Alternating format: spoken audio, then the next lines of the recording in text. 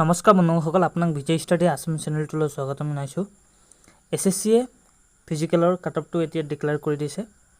যেহেতু আগতে CBT exam হৈছিলে আৰু তাৰ পাছত কম্পিউটাৰ বেসড টেষ্টৰ এনসাৰ কিও জাৰি কৰা হৈছিলে। সো আপোনালোকে সকলোৱে চাইছিলেও। সো এক্সামটো হৈছিলে 4 ফেব্ৰুৱাৰী 2025 পৰা 25 ফেব্ৰুৱাৰী 2025 লৈকে এক্সাম হৈছিলে, য'ত 25,21,339 জন কেণ্ডিডেট এপিয়াৰ হৈছিলে। এই ৰিজাল্টত আপোনালোকৰ NCC মাৰ্কো ইনক্লুড কৰা হৈছে। সো যোনবোৰ কেণ্ডিডেটৰ NCC আছে তেওঁলোকৰ মাৰ্ক ইয়াত ইনক্লুড কৰা হৈছে এই ফিজিকেলৰ কাটঅফটোত। সো আমি কাটঅফটো চাই লওঁ প্ৰথমে। সো ফিমেল কেণ্ডিডেটৰ কাটঅফটো চাই লওঁ প্ৰথমে আমি। অসমৰ ফিমেল কেণ্ডিডেট ইয়াত আপোনালোকে চাব পাৰিব। অসমৰ বৰ্ডাৰ ডিস্ট্ৰিক্ট OBCৰ কাটঅফ কিমান গৈছে? 48 কাটঅফ গৈছে। বৰ্ডাৰ ডিস্ট্ৰিক্ট SCৰ কাটঅফ গৈছে 47, border district ST 50, border district UR general category 52, Assam general district OBCৰ কাটঅফ কিমান গৈছে? 51 ফিমেল কেণ্ডিডেটৰ। ঠিক সেইদৰে জেনাৰেল SC 50, ST 51 আৰু জেনাৰেল ডিস্ট্ৰিক্ট জেনাৰেল UR কেণ্ডিডেটৰ মানে 54 কাটঅফ গৈছে।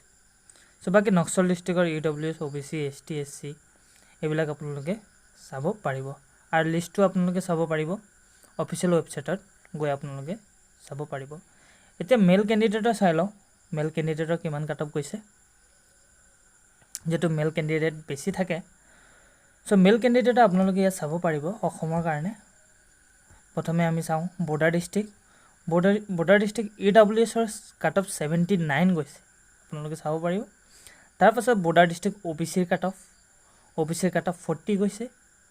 তো অকল ফিজিকেলৰ কাৰণেহে, মানে ফিজিকেল এপিয়াৰ হ'ব পাৰিব, ফিজিকেল দিব পাৰিব। SCৰ 41, STৰ 43, UR 48, EWS 40, জেনাৰেল ডিস্ট্ৰিক্ট OBCৰ 42, জেনাৰেল ডিস্ট্ৰিক্ট SCৰ কাটঅফটো গৈছে আপোনালোকৰ 44, জেনাৰেল ডিস্ট্ৰিক্ট STৰ 45 আৰু জেনাৰেল ডিস্ট্ৰিক্ট UR কাটঅফটো কিমান গৈছে? 48 গৈছে। সো নক্সল ডিস্ট্ৰিক্টবিলাকৰ আপোনালোকে চাব পাৰিব, বেলেগ কাটঅফ গৈছে, অলপ কাটঅফ কমে গৈছে যোৱাবাৰতকৈ, আৰু ভেকেঞ্চিও এবাৰ বেছি আছে। সো আপোনালোকে নাম থকা লিষ্টটো ssc.government.in তাত গৈ আপোনালোকে ৰিজাল্ট ছেকশ্যনত গৈ আপোনালোকে নাম থকা লিষ্টটো ডাউনলোড কৰিব পাৰিব। আৰু যেহেতু ফিজিকেলৰ কাৰণে বেছি টাইম নিদিয়ে, সো আপোনালোকে ফিজিকেলৰ প্ৰিপাৰেশ্যনো কৰি গৈ থাকিব। সো এইটোৱে হয়, ধন্যবাদ।